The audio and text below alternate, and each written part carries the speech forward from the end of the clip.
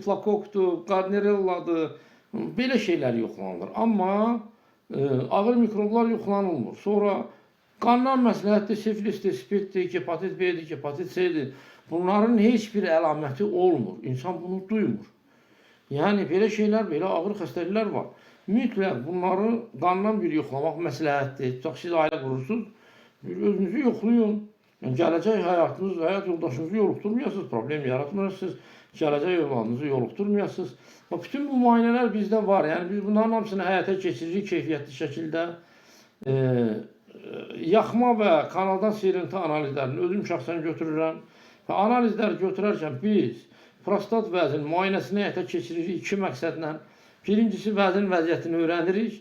İkincisi, orada olan şirəni qovuruq kanala, uretraya, kanalın içinə və oradan material götürürük. Həmən materialda infeksiyaları tapmaq daha asan olur. Əgər varsa, üzə çıxır. Ona görə də məsləhət görürəm ki, gəlib müayinə olunmasınız və yenə də deyirəm, kimin əlində keyfiyyətli, son 3 ay ərzində olunmuş analiz, müayinə cavabları, uzi cavabları varsa, bunlar bizdən hamısı qəbuldur. Biz bunlara baxıb, bunlarla da müalicə edə bilirik. Əgər ehtiyac olursa, lazım olursa, əlavə də nəsə eləmək, yəni əgər ehtiyac varsa, şübhə varsa, nəsə eləmək olar. Bu şəkildə məlumatlandırdım sizi. İndi keçək suallara.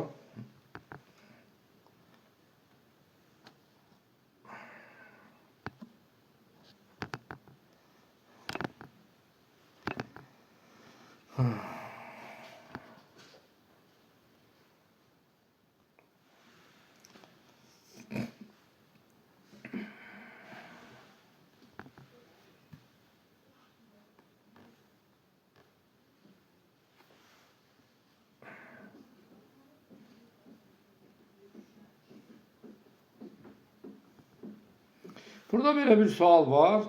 81-88 yazıbdır. Qan analizinə ehtiyac var.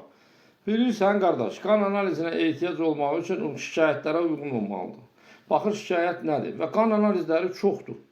100-dən artıq qan analizi var. İndi sizə hansı lazımdırsa, ehtiyac olarsa biz onu eləyirik. Ancaq ehtiyac olan analizləri eləyirik. Yəni, kənar